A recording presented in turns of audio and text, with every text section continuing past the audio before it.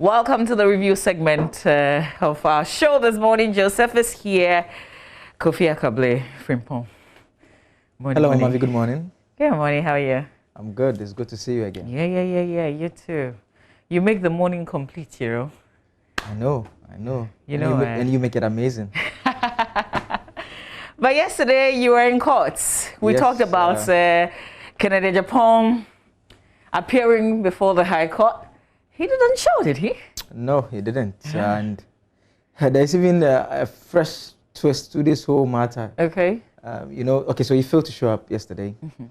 And per the documents that the court has from the court's registry, the bailiff who was assigned the responsibility to serve him, because the contempt matter is quasi-criminal and he ought to be served personally. They need to give him documents, notify him that he has to come to court on this set date.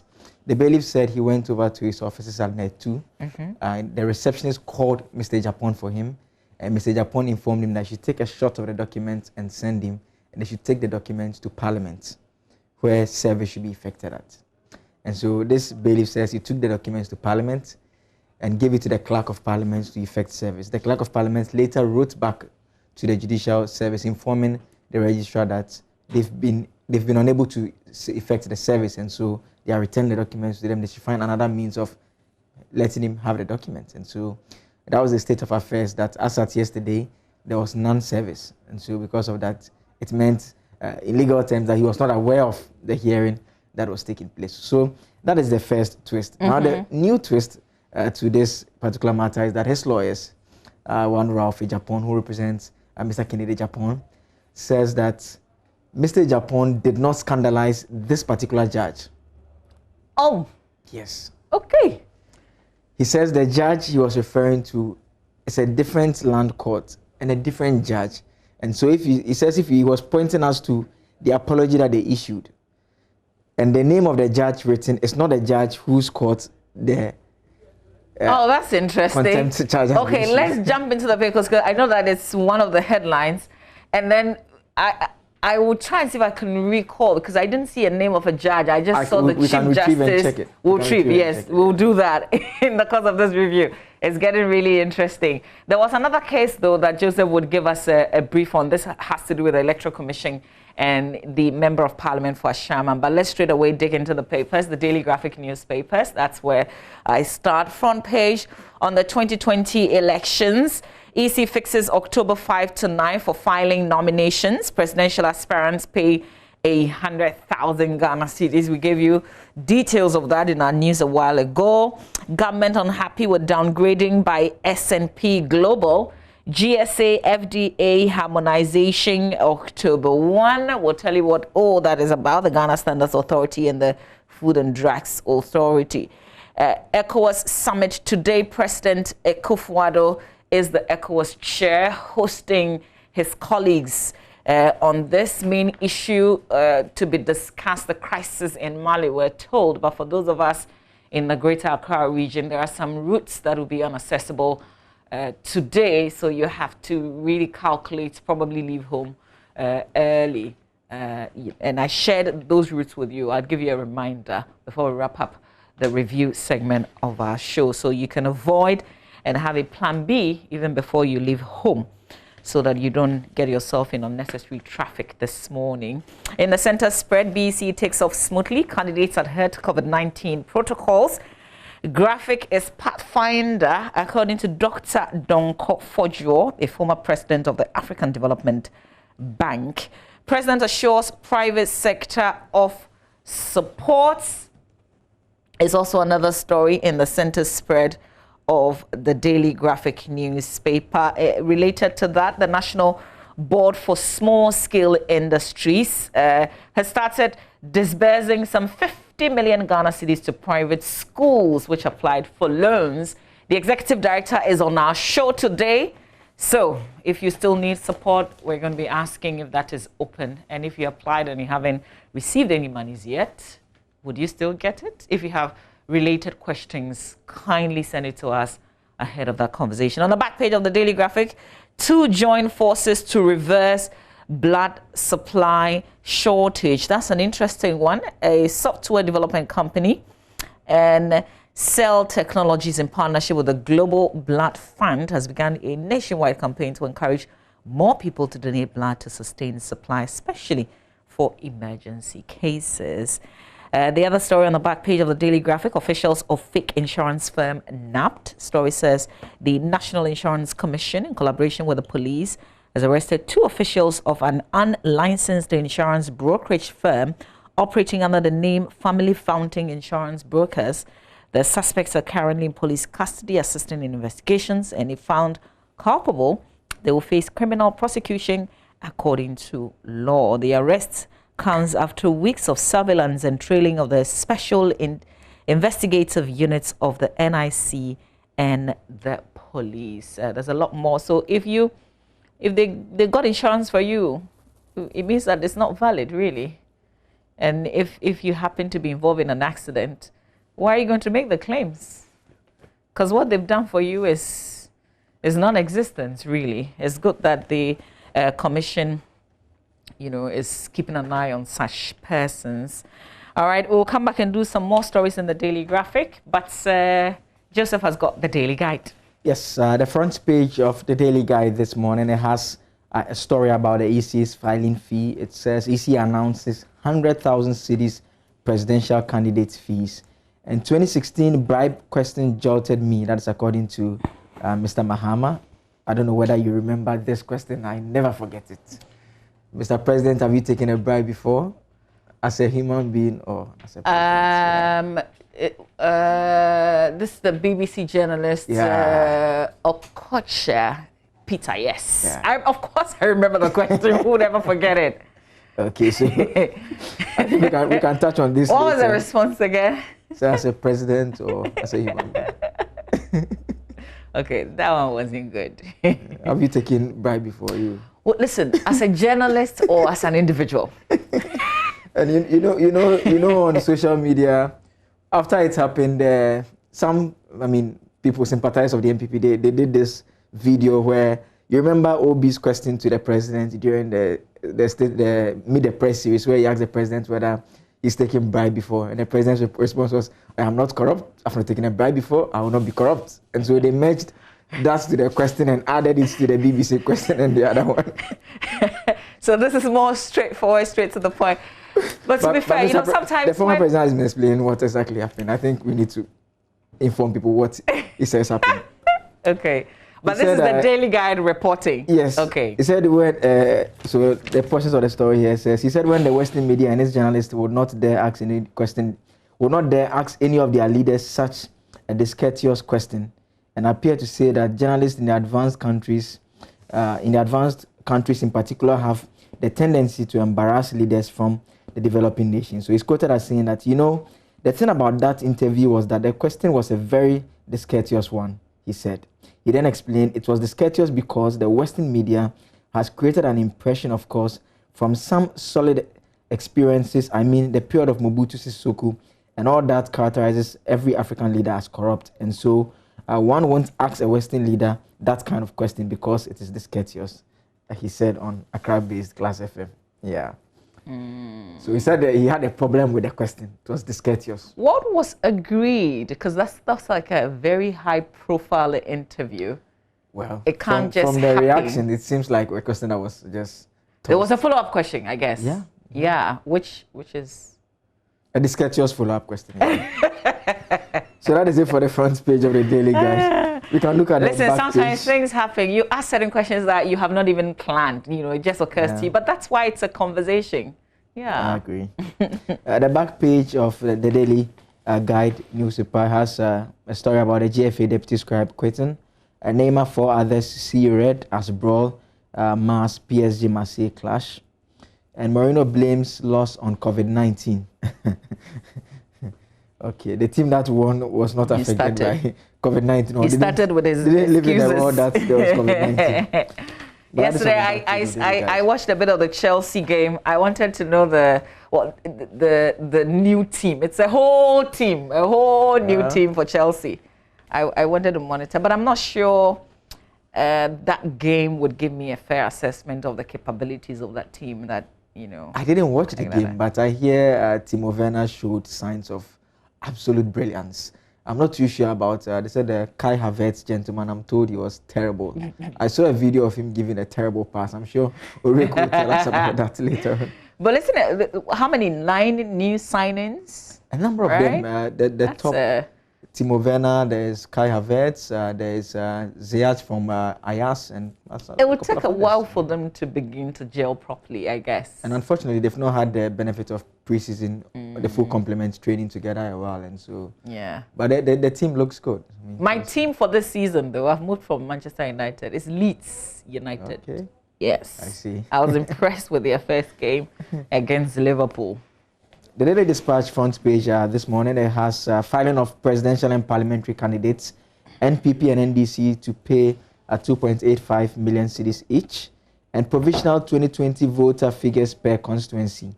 And behind Ghana and Nigeria's love-hate affair, you can find details of that story in the Dispatch. And we are committed to helping Zoom Lions solve many of Ghana's waste problems. Okay, that is an interesting story coming from President Akufo-Addo there. The back page has a Blakuma North. NPP targets 80,000 votes for Akufo-Addo. That's a photograph of the candidates for the NPP, Sheila Bartels. That's a bold 80,000. Yeah. And it has that story about the filing fee too, and also has another photograph, an ad from Darko and Newman. And so the two women are pushing. Oh, both from the same constituency? No, different constituencies. No, obviously not. Yeah, so one for Blakuma North and the other. You can't have 2 NPP people on the same. Let me end with the Finder. The front page has free, fair elections, bedrock for strengthening national cohesion. It's from President Akufo-Addo. And Dr. Baumia, Methodist Church, Alice Mon, Reverend Dr. Asante Entry. Story on page 5. Ghana sank under Mahama, but it's on a growth path under Akufo-Addo. Is coming from the NPP's Dr. Mustafa Hamid. GRA outlines plans to achieve 47.2 billion pre-COVID-19 targets. And BEC kicks off smoothly, also on the front page. I heard a soundbite on the news yesterday. The students, as usual, I said, the papers were cheap. They haven't seen the marking scheme. Oh, yeah. They only saw the questions and how they answered it. I'm told the students who find the papers to actually be cheap, they don't talk after the paper. Yeah, that's it. That's the spirit. It's the others who say the papers are cheap. All right, let's do the Ghanaian Times newspaper. Front page, EC opens nomination for election 2020 online. Presidential candidate to pay 100,000 Ghana cedis, MPs 10,000 Ghana cedis. And I don't worry about the filing fees, because obviously if you perform very well, that fee is refunded anyway. You should know your capabilities before you enter such a race. Well, I disagree on the score of tying it to performance, because the essence of politics is to make as many options available to people as possible. So I get it. Then don't complain about the filing fee. That's what I'm saying. Yeah, they are complaining because there is someone who doesn't have money who Akable may want to vote for, but that person will not be on the ballot because he doesn't have the money. And so it means you are tying it to money. But if you can't get a significant percentage, if you can't cross a certain line where that figure will be refunded, which means you can go and get a loan. Yeah, but and then you get your money back. So we don't have good. Otherwise, you'll be wasting our time. We don't have good campaign financing laws, and we are just opening the leeway for some businessman to say, "Okay, look, Mama V, I'm going to pay the 100,000 cedis for you." Then this guy comes and calls you when you win power and tells you that, "Mama V, I've actually sent. I'm bidding for a contract to construct some road behind the area, and your roads minister is delaying the thing." I mean, this is a guy you are indebted to the tune of 100,000 cedis. See, that's the thing. But how do they do it elsewhere? Because they still get funding from you know, so if you pick individuals and groups. If you pick someone like Obama, I mean, Obama's story, those who are familiar, if it wasn't for raising funds from the public, he can't contest an election even in Ghana. He didn't have the muscle. But our system is not such that political parties are able to raise funds from the public, including the NPP itself. Their source of funds, if they are going to publish their data, is obviously not from the general public and from the dues that members pay. We've not gotten to that transparent level yet. And so it's a bit, I mean, they have ways and means of, and it's interesting, yesterday I heard Nana Obribuanyi of the NPP backing the fees. When you go back, I was doing a bit of research this morning, you see the NPP complaining about the fees in times past. And if you go back to 2008 to when the NPP was in power, you see the NDC also complaining about the fees. It's a normal NPP and NDC thing. All of a sudden, the parties become resourcely and are able to raise and they agree with the electoral commission. They are in power. Yes, it's a political thing, isn't it? It's an NDC NPP thing, isn't it? Yeah. Yeah. I guess if you really want to know if the fees are fair or not, well, can we begin to talk about fairness?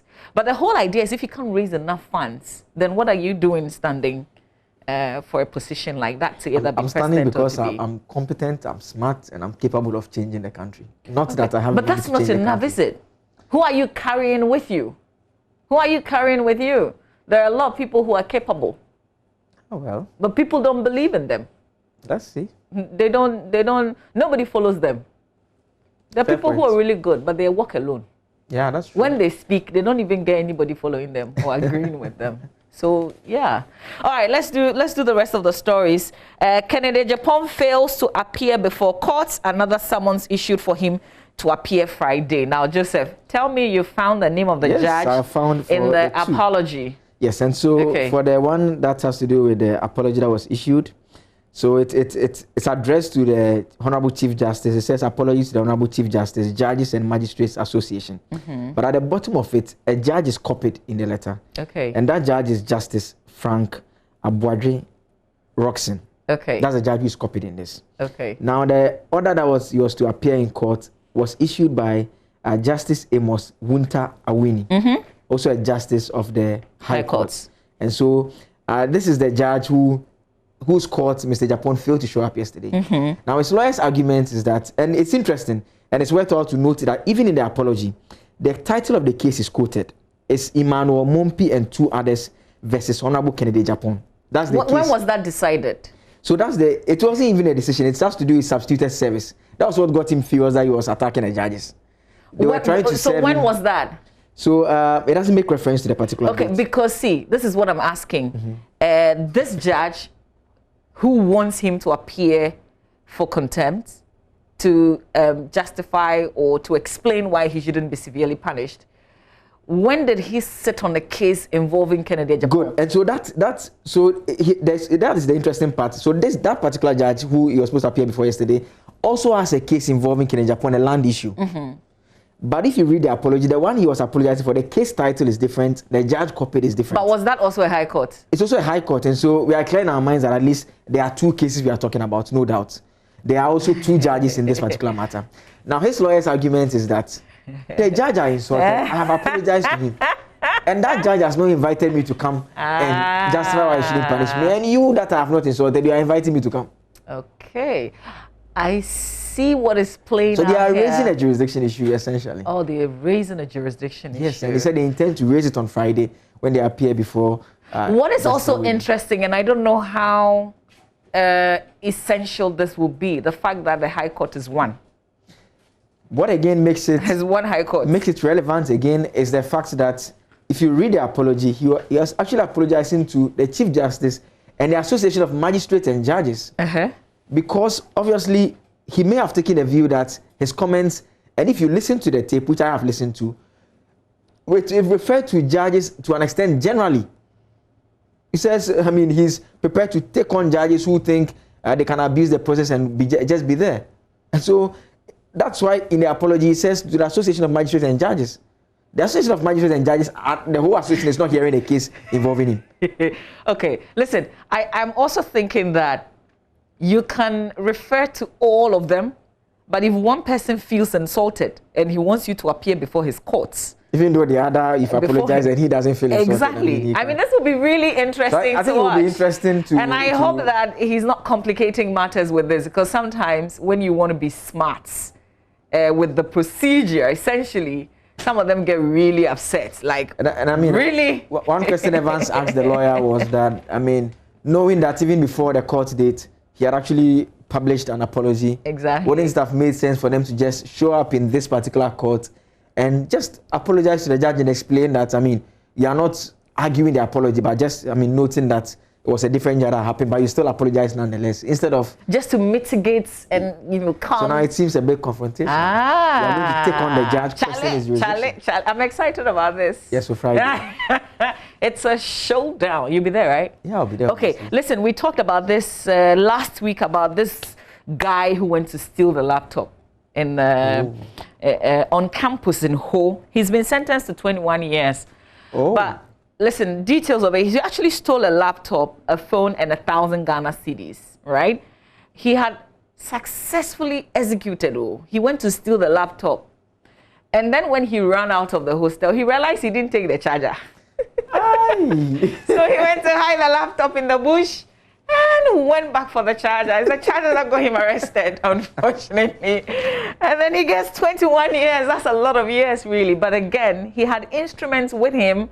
So just like we were talking about the thief who grabbed the handbag and got only 70 Ghana cedis in it, this one also had a knife and some other instruments. But he didn't make it difficult for the courts. I don't know why they gave him 21 years, because he just pleaded guilty. He said, yes, I did it, you know? I think the arrogance of the theft also asked Charlie, and he's only 28, and he's a father of one. Going back for the charger. Yeah, he went back for the charger. Hey, you know, even spare the owner the charger so that the event he or she gets the same laptop. Charlie. But it's very sad, I mean. It is, really. Okay, can we do myjoyonline.com before we knock off? Let's just run through. The National Forum, Ghana First, Boldness, Firmness, Fairness, Manifesto's first tests. The higher a man climbs, the more his rear is exposed. Hey. It's a powerful quote. Charlie. Well, all right, the National Enquirer says full text of NDC's The People's Ejumapa Manifesto, Jobs, Prosperity, and more. Mahama jabs critics. Okada has come to stay. Stop acting like ostriches. I don't need to be an economist to chair economic management team as VIP. That's Nana Opoko Ajiman Prof. Nobody can ban me from campaigning in Achim, according to former President Mahama. The BNFT city outperforms its peers despite impacts of COVID-19. Ahafo chiefs, people praise government for solid waste plant. GRA contemplates incentives for filing tax returns online. City stability to continue till end of 2020, according to an economist. But they say a sudden twist, which is government unhappy with downgrading by S&P Global. That story is in the graphic. It says the Ministry of Finance has described as unfortunate the recent downgrade of Ghana's credit rating from B to B negative by the international ratings agency S&P Global. Joseph will do myjoyonline.com real quick for us. Yes, the stories on myjoyonline.com. Election 2020 presidential candidates to pay 100K as filing fee. My principles have sustained me this far is coming from Mr. Rawlings. Free, fair, and transparent elections pivotal to national cohesion is coming from the president. And if you can't raise 100K, get out. That's coming from Bribe. Men's Gold cannot be included in government's bailout fund is attributed to SEC. And Men's Gold CEO announces new venture. Wow. Charlie, how annoying, eh? When you haven't received, you know that your fund is locked up somewhere and the person who is head of that institution is Charlie. I don't know. Anyway. I don't know how that will feel, really. I don't know how that will feel because people are really frustrated, people are upset, people are confused, people are crying. So I saw a picture of a video of an old woman recently on one of the networks. I mean, she suffered stroke and she's unwell, invested about 60,000 cedis. She took 40,000, that's her own money, and 20,000 from the husband and added it. And about a month after the investment, I mean, things went south, you know. And he's just going around talking big again. I had another one of a, you know how men think that women are good, you know, they keep things well. Mm-hmm. So this man's family, this is a family money that they've kept with him. And he said, wife, you're better at these things, so keep this money. So that when the family needs it, we can. Fall on it. Then wife, without consulting husband, decides to go and put it in Men's Gold. Because she realized that she can make some 10% every month. Charlie, and that's a lot. For money that will be idle somewhere. That's a lot of money. And then he's just still going around announcing new ventures and talking big. And the state is always asking for adjournments in prosecuting him, which in itself could be an avenue for some of the individuals to retrieve their monies, because about I mean, a number of them have filed a complaint, and if they're able to identify his assets and they sell them off, I mean, so that could be used to offset some of the outstanding debts. But the state keeps saying more time, and people's livelihoods. I mean, what the state shows its care for people when they are in distress, whether it was illegal or legal. There's always an avenue in law for them to compensate or assist them. Not the bailout that we see, but that is how come you should go after the gentleman.